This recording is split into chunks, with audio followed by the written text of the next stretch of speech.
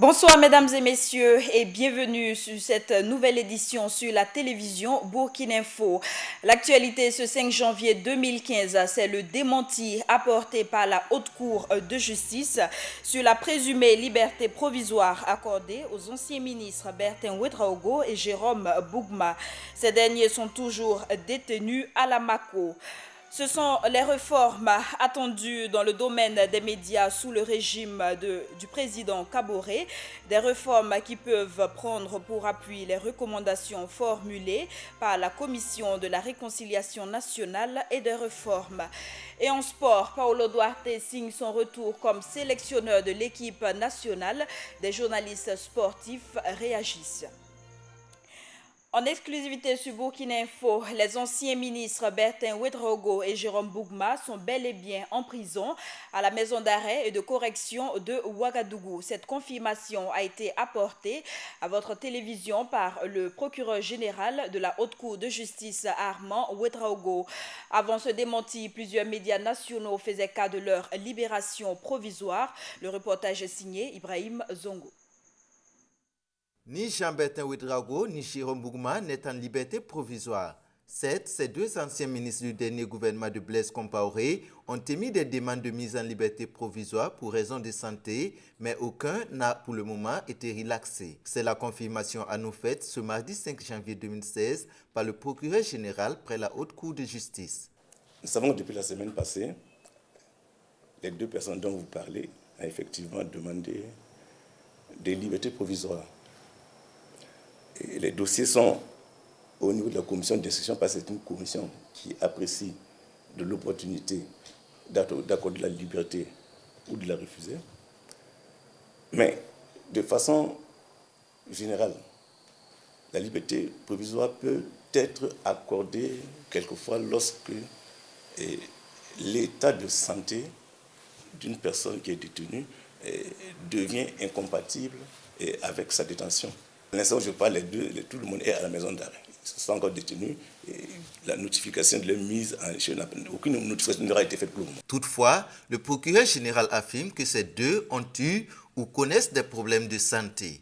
Et l'un d'entre eux pourrait avoir la liberté provisoire ce mercredi 6 janvier 2016. Effectivement, parmi ces deux dossiers, je crois savoir que c'est certainement un dossier qui doit remplir ces deux conditions, ces doubles conditions. Et certainement que la commission pourrait apprécier favorablement peut-être la mise en liberté d'un des personnes que vous citez. Quant à l'information selon laquelle Jérôme Bougma est en clinique, le procureur dément. Il était en clinique. Maintenant, il a rejoint et il a déposé son dossier médical avec sa demande. Et les juges sont en train d'apprécier.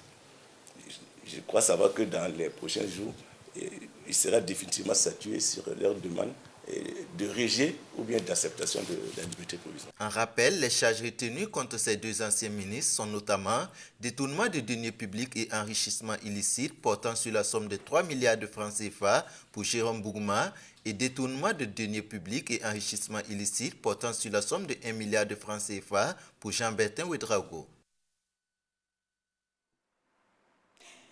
Conscient du rôle joué par les médias pendant l'insurrection populaire et le coup d'État du 16 septembre 2015, la transition a quelque peu travaillé à la réforme de ce secteur. Beaucoup reste encore à faire si l'on se réfère aux recommandations de la Commission de la réconciliation nationale et de réforme. Cette charge, elle reviendra aux nouvelles autorités. Ibrahim Zongo nous en dit plus. Au lendemain de l'insurrection populaire des 30 et 31 octobre 2014, l'une des remarques notoires a été le rôle joué par les médias dans l'avènement de cette ère. Mais l'un des bémols du secteur de l'information et de la communication reste son encadrement juridique et institutionnel, la situation économique des entreprises de presse et le professionnalisme des journalistes. Ces questions ont été confiées à la Commission de réconciliation nationale et des réformes mise en place en mars 2015. Cette tâche a donc été soumise à la sous-commission gestion des médias et de l'information qui avait pour objectif principal de proposer un code de l'information et des médias. Spécifiquement, elle avait pour mission de faire des propositions pour un meilleur encadrement juridique, professionnel et institutionnel des médias, proposer un système juste et efficace de traitement des délits de presse, proposer l'adoption d'une loi garantissant le droit d'accès à l'information, proposer des réformes visant l'accès équitable aux médias publics, entre autres. À la fin des travaux de la Commission de réconciliation nationale et des réformes en septembre 2015, avait été exécuté ou était en phase d'exécution. Du droit d'accès aux sources d'information, en effet, le Conseil national de la transition a adopté la loi relative le 30 août 2015. En ce qui concerne l'encadrement juridique de l'information et des médias, l'organe législatif de la transition a voté le 4 septembre 2015 3 lois qui viennent remplacer le Code de l'information, alors vieux de 23 ans. Du financement des entreprises de presse privée, le ministre de la Communication avait annoncé la subvention des médias et la défiscalisation du matériel de presse pour octobre 2015. En tout cas, une pléiade de réformes, mais qui doit se poursuivre avec le nouveau pouvoir, vu que la transition n'a fait que tracer les signaux d'accompagnement des médias. Aussi, le nouveau pouvoir aura entre autres missions la mise en place de l'autorité nationale d'accès à l'information publique qui veillera à l'application du droit d'accès à l'information publique, la poursuite du financement des entreprises de presse privée, l'application des lois portant régime juridique de la presse au Burkina avec pour centre d'intérêt la revue à la baisse du quantum des délits de presse de 500 000 francs à 3 millions en lieu et place des peines carcérales. Si vous habitez à Ouagadougou, vous aurez constaté ce changement subit de temps, brume, brouillard, formation de nuages. Ce sont ces éléments qui caractérisent ces temps-ci, ce temps qu'on vit ces derniers jours. Et notre reporter Samba Kassile Traoré a rencontré un géophysicien qui tente ici d'expliquer ce nouveau phénomène. On observe depuis quelque temps dans le ciel de Ouagadougou un phénomène inhabituel qui se caractérise par la présence de la brume, des brouillards et des nuages, donnant l'impression d'un temps orageux. Pour le géophysicien Samuel Nakoulin Doucé, ce phénomène est tout à fait normal. C'est un phénomène parfaitement naturel parce que l'air, vous avez de la vapeur d'eau. Mais actuellement, il fait frais, le sol est frais. Cette air en contact avec la surface du sol qui est très frais va se rafraîchir. Et on parle de saturation. Ici, ça se sature, ça se transforme en brume et brouillard. C'est en gros des nuages qui sont presque à la surface du sol. Et en même temps, puisque ça se forme en haut, vous aurez des nuages parfaits. Donc, on remarque aujourd'hui qu'il y a plein de nuages, mais c'est dû à la condensation de l'air. Cette saturation ne peut pas engendrer la pluie selon le géophysicien, même si ce temps donne l'impression qu'il va pleuvoir. Il faut que ces gouttelettes-là puissent s'agglutiner, parce que sinon c'est très très fin. On parle de ces gouttelettes sur l'ordre de 5 à 30 microns. Donc, ça ne peut pas tomber sous forme de pluie. Donc, il faut que ces nuages-là s'élèvent à une certaine hauteur. Là, vous allez avoir des éléments qui vont engendrer l'agglutination des gouttelettes d'eau et il va pleuvoir. Ce n'est pas exclu qu'il pleuve, mais ce phénomène-là n'entraîne pas la pluie. Il y a d'autres phénomènes qui vont expliquer. Il faut que ces nuages-là arrivent à 3000 mètres d'altitude pour déclencher la pluie. C'est rare qu'il y ait une pluie à moins de 3000 mètres d'altitude. Samuel Nakoulin Doucé nous rassure que ce temps n'a pas d'impact chimique sur la santé de la population. Les seuls dangers prévisibles selon lui sont les accidents dus à une mauvaise visibilité. Il suggère pour ce fait la prudence à tous. Et pour se protéger contre l'harmattan, les Ouagalais optent depuis plusieurs semaines pour des vêtements chauds. Pullover, gants, couvertures, ce sont des marchandises très prisées et beaucoup vendues dans les marchés de friperie. Viviane Bama a fait le tour de quelques marchés. L'harmattan est là avec son corollaire de poussière et de fraîcheur, avec des températures pouvant descendre en dessous de 14 degrés. Pour se protéger contre cette fraîcheur, nombreux sont les habitants à avoir recours à des vêtements adaptés. Pullover, chaussettes ou écharpes, les articles proposés par les vendeurs sont divers et se retrouvent le plus souvent dans la friperie. Concernant le marché des articles, on ne peut pas dire lequel s'achète le plus. Le marché balance, mais ici, nous offrons plus les écharpes. En tout cas, on rend grâce à Dieu. Le jour qu'il y a du vent, le marché est bon. Donc vivement qu'il y ait du vent. Des articles qui s'achètent comme de petits pains. Moi, c'est le vent et la poussière qui m'ont amené à venir payer le bonnet et aussi pour me protéger des maladies. Je constate que le prix des articles n'est pas le même qu'en temps de chaleur. Pendant la période du froid, en tout cas, c'est cher. Mais si on avait payé ça en masse, bon, en ce moment, personne ne s'intéresse, quoi. Des prix jugés chers, mais qui font l'affaire des vendeurs qui se frottent les mains en cette période de froid. Dans la journée, si le marché est bon, on peut avoir 100 000 francs ou 125 000 francs. Il nous arrive aussi de dépasser ce chiffre, mais rarement. Des vêtements adaptés au froid qui s'achètent bien visiblement. Mais vigilance reste de mise pour éviter les problèmes sanitaires que pourraient occasionner ces articles de friperie. La suite de cette édition, les taux de malnutrition aiguë globale dans le Sahel dépassent le seuil d'alerte de 10%, au moins depuis 15 ans. Selon les données du réseau de prévention des crises alimentaires, l'année 2016 s'annonce encore plus sombre, malgré des campagnes agricoles tout à fait satisfaisantes. Et dans plusieurs régions du Burkina Faso, le phénomène de l'exclusion sociale des femmes pour allégation de sorcellerie est toujours d'actualité. Afin de sensibiliser les populations du plateau central sur l'ampleur du phénomène, le ministère en charge des droits humains a organisé la semaine dernière à Zorgo une causerie éducative autour du thème « L'exclusion sociale des femmes accusées de sorcellerie ». Les différents panélistes ont plaidé pour l'abandon de cette pratique. Montrer aux yeux du monde les réalités vécues par la jeunesse africaine, c'est l'objectif visé par la nouvelle chorégraphie de danse de la compagnie d'Irène Tassambedo. En attendant la sortie officielle de l'œuvre, les hommes de médias ont eu la primeur de suivre aujourd'hui ce spectacle dénommé Kombibissé, la jeunesse flamboyante. Le reportage est signé Philippe Ada. Kombibissé, la jeunesse flamboyante, c'est la toute nouvelle création de la compagnie d'Irène Tassambedo. Ce spectacle a été présenté à la presse ce mardi 5 janvier 2016. Selon la directrice de la compagnie, Kombibissé aborde par la danse et le chant la question brûlante de la jeunesse africaine. Alors Kombibissé, c'est un spectacle, Kombibissé c'est en moré, donc la jeunesse, c'est un spectacle qui aborde les problèmes de la jeunesse, leur amour, pas seulement les problèmes, aussi des bonnes choses.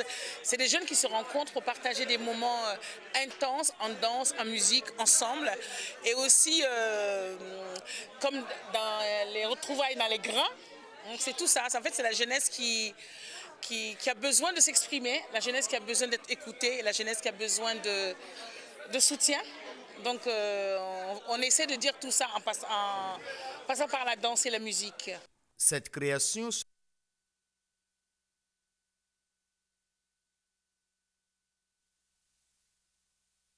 pour ce spectacle-là, on a travaillé, c'est presque 2 mois de boulot, 2 mois de travail quand même. Et ça va se jouer à la Maison du Peuple du 9 au 29 janvier, et tous les jours sauf le lundi et le mardi. C'est aussi un pari d'essayer de faire les spectacles, de jouer tous les spectacles tous les jours, pour essayer de donner la possibilité à plusieurs personnes de voir le spectacle. Parce qu'en général, on crée les spectacles, on joue une fois et après, il n'y a plus rien.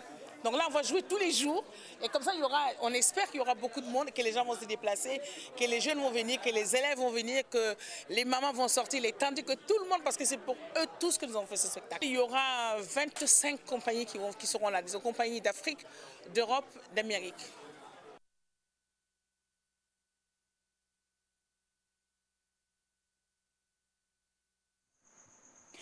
De l'actualité sportive à présent, le Portugais Paulo Duarte signe son retour à la tête de la sélection nationale pour un contrat de 2 ans. Il a été officiellement présenté ce matin aux journalistes par les responsables de la Fédération burkinabé de football. Sita Sangaré, le président de cette fédération, justifie le retour de l'entraîneur dans ce reportage signé Hassan Nakrou.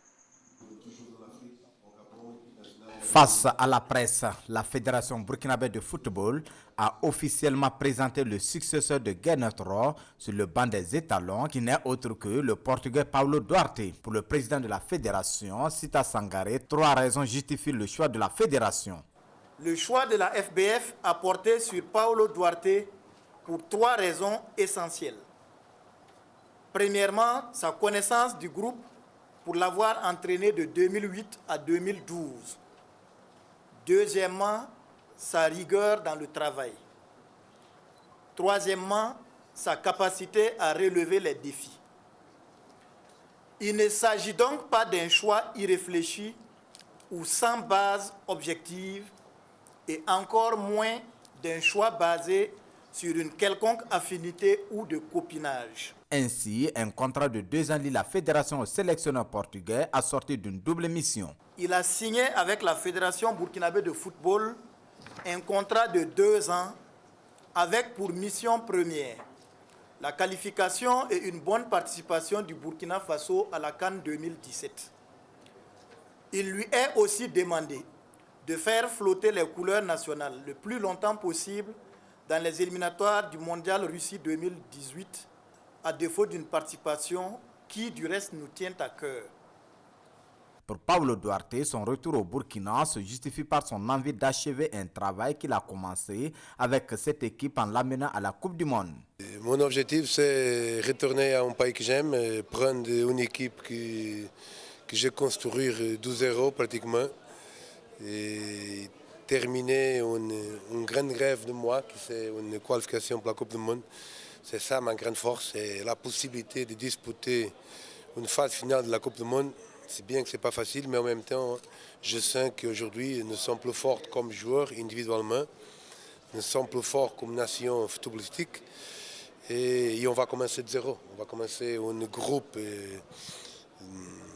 jusqu'au début, 0 point tout le monde. Et ça m'a permis aussi de croire qu'il nous sommes possible de faire une grande trajectoire pour cette qualification, pour cette Coupe du Monde. C'est ça qui m'a fait motiver plus. Après, retourner en pays qui m'a dit... La première sortie de Paulo Duarte avec les étalons est attendue pour le mois de mars. Toujours en sport, le successeur de Gernot Rohr est bien connu du milieu sportif burkinabé au regard de ses anciennes performances. On retiendra que sous son contrat de 2008 à 2011, les étalons n'ont jamais franchi la phase des quarts de finale à la CAN. Bref rappel des anciennes performances de Paulo Duarte, c'est avec Viviane Bama. En mars 2008, alors que le football burkinabé traversait une mauvaise passe en raison de plusieurs non-qualifications depuis la CAN 2004 et une confiance perdue de ses supporters, Paulo Duarte est désigné sélectionneur de l'équipe du Burkina Faso et signe un contrat de 2 ans renouvelable. Sous sa commande, le 11 national termine premier de son groupe en 2e tour préliminaire de la Coupe du Monde devant les Tunisiens, mais se fera éliminer au tour suivant en terminant 2e du groupe E, qui comptait également la Côte d'Ivoire, le Malawi et la Guinée. Pour la CAN 2010 et la Coupe du Monde de football 2010, le sélectionneur portugais Paulo Duarte est reconduit dans ses fonctions. Au 2e tour, l'équipe qu'il dirige crée la sensation en gagnant ses 4 premiers matchs, y compris contre la Tunisie, qui était pourtant le favori du groupe. Les étalons obtiennent leur ticket pour l'Angola en finissant 2e du 3e tour, derrière la Côte d'Ivoire. Malheureusement, seuls les Ivoiriens sont qualifiés pour la Coupe du Monde en Afrique du Sud. En juin 2011, le Burkina Faso se place à la meilleure place de son histoire du classement FIFA en occupant la 37e place. Le 3 septembre de la même année, l'équipe se qualifie pour la CAN 2012 sans jouer à la suite de la défaite de la Gambie face à la Namibie. Autant de performances qui n'ont pas pourtant empêché la Fédération burkinabé de football de chercher un autre entraîneur. Et pour cause, le mandat du sélectionneur portugais, bien qu'ayant connu des points positifs, a aussi été émaillé de contre-performances. En 2010, pour la Coupe d'Afrique des Nations, le Burkina tombe sur la Côte d'Ivoire, le Ghana et le Togo et finit 3e et dernier du groupe à la suite du forfait du Togo. Aussi, en 2011, bien qu'étant qualifiée pour la CAN 2012, l'équipe encaisse 3 défaites et seulement 2 buts marqués et est éliminée dès le premier tour.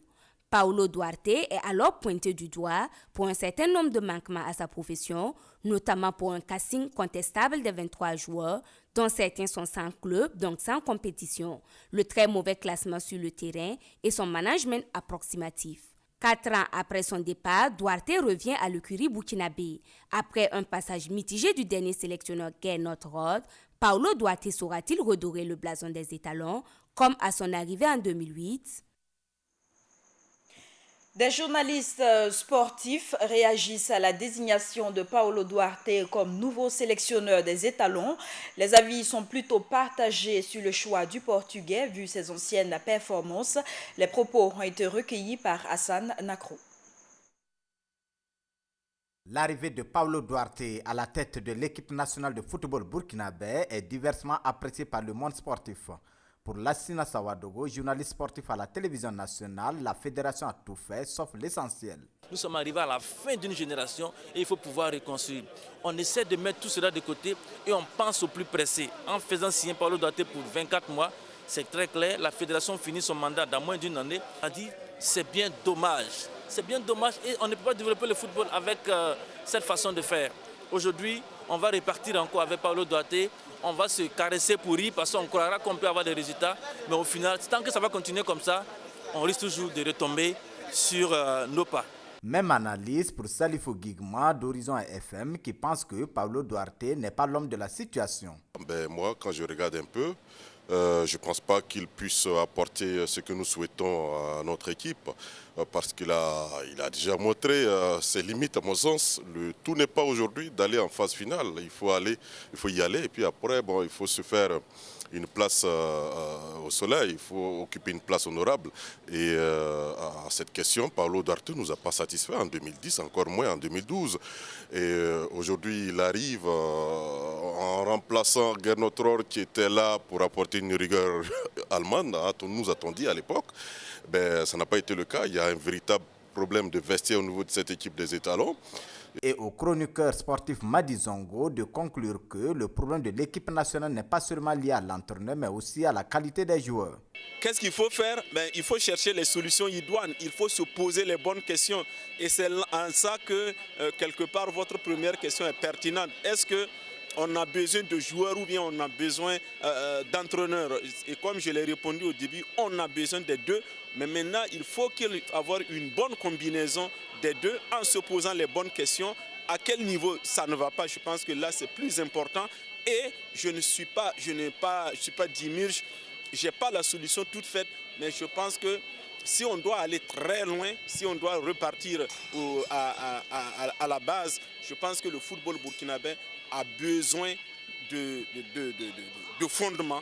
Parce qu'aujourd'hui, tout le monde reconnaît que même si on voit une équipe qui se démène, ce n'est pas ce qu'on voulait parce que ce n'est pas comme ça que le Burkina s'est fait un nom à un moment donné. Pour le moment, les journalistes sportifs ne sont pas convaincus du choix porté en la personne de Paulo Duarte. Seuls les résultats peuvent mettre fin à leur scepticisme. Autre information, pour le moment, aucune nomination officielle d'un Premier ministre n'a été rendue publique. Plusieurs noms de prétendants à ce poste circulaient, notamment Clément Sawadogo, Bissiri Sirima, Norbert Towe. De sources concordantes, Rosine Sori Koulibaly, économiste de formation, représentante résidente du PNUD au Bénin, pourrait être nommée à ce poste de Premier ministre. Elle serait ainsi la première femme à occuper ce poste de haute responsabilité au Burkina Faso. Et à ce propos, quelles sont les prérogatives d'un Premier ministre burkinabé? La réponse avec Hassan Nakro. Les Burkinabés retiennent leur souffle. Qui sera le nouveau Premier ministre du Burkina? La question est sur toutes les lèvres. Tout compte fait, il faut dire que les fonctions de Premier ministre confèrent des pouvoirs à la personne désignée. Le poste de Premier ministre désigne le chef du gouvernement du Burkina Faso. Il est nommé par le président du Faso avec l'approbation de l'Assemblée nationale. Le poste a été créé en 1971 avec pour premier occupant Gérard Kango Ouédraogo. La fonction et les compétences du Premier ministre du Burkina Faso sont définies par la Constitution en ses articles 63 à 67. Article 63, le Premier ministre est le chef du gouvernement. À ce titre, il dirige et coordonne l'action gouvernementale. Il est responsable de l'exécution de la politique de défense nationale définie par le président du Faso. Il exerce le pouvoir réglementaire conformément à la loi, assure l'exécution des lois, nomme aux emplois civils et militaires autres que ceux relevant de la compétence du président du Faso. Article 64, le Premier ministre assure la présidence du Conseil des ministres par délégation et pour un ordre du jour déterminé. Article 65, le Premier ministre détermine les attributions des membres du gouvernement. Ces attributions sont fixées par décret pris en Conseil des ministres. Article 66, les actes du Premier ministre sont, le cas échéant, contresignées par les membres du gouvernement chargés de leur exécution. Article 67. Le Premier ministre peut déléguer certains de ses pouvoirs aux membres du gouvernement. Dans l'exécution de ses prérogatives, le chef du gouvernement est épaulé par les autres membres du gouvernement. À cet effet, l'article 68 de la Constitution stipule que les membres du gouvernement sont responsables de la direction de leurs départements respectifs devant le Premier ministre. Ils sont solidairement responsables des décisions du Conseil des ministres. Et par ricochet, la fin des fonctions du Premier ministre n'est pas sans conséquence sur celle de ses collaborateurs. L'article 69 de notre Constitution dit en ce sens « Toute vacance de poste de Premier ministre met fin automatiquement aux fonctions des autres membres du gouvernement. » Dans ce cas, ces derniers expédient les affaires courantes jusqu'à la formation d'un nouveau gouvernement. Toutes ces prérogatives liées aux fonctions de Premier ministre, la personne désignée par le président n'en bénéficie effectivement qu'après approbation de l'Assemblée nationale. En effet, selon la Constitution, dans les 30 jours qui suivent sa nomination, le Premier ministre fait une déclaration de politique générale devant l'Assemblée nationale. Cette déclaration est suivie de débats et donne lieu à un vote. L'adoption de cette déclaration vaut investiture. Hors de chez nous, crise burundaise. Les négociations entre gouvernement burundais et opposition sont déjà dans l'impasse. Les deux camps rejettent la reprise des pourparlers prévus demain mercredi à Arusha, en Tanzanie. Chacune des parties estime que le choix de la date du 6 janvier ne fait pas l'objet de consensus. Les Français commémorent aujourd'hui le premier anniversaire des attentats contre Charlie Hebdo et le magasin de l'Hyper Catcher. Le président François Hollande a donné ce matin le coup d'envoi d'une semaine de commémoration. 3 plaques de souvenirs ont été dévoilées à la mémoire des victimes des attaques. Le 7 janvier 2015, des terroristes se sont attaqués à la liberté d'expression en ciblant le journal satirique Charlie Hebdo. Au cours de la même journée, un magasin de l'Hyper Catcher a été pris pour cible. Le bilan des 2 attaques fait état de 17 morts. Et c'est la fin de ce journal. Merci à vous qui l'avez suivi. Très bonne suite de nos programmes. L'information continue sur notre site internet burkineinfo.com.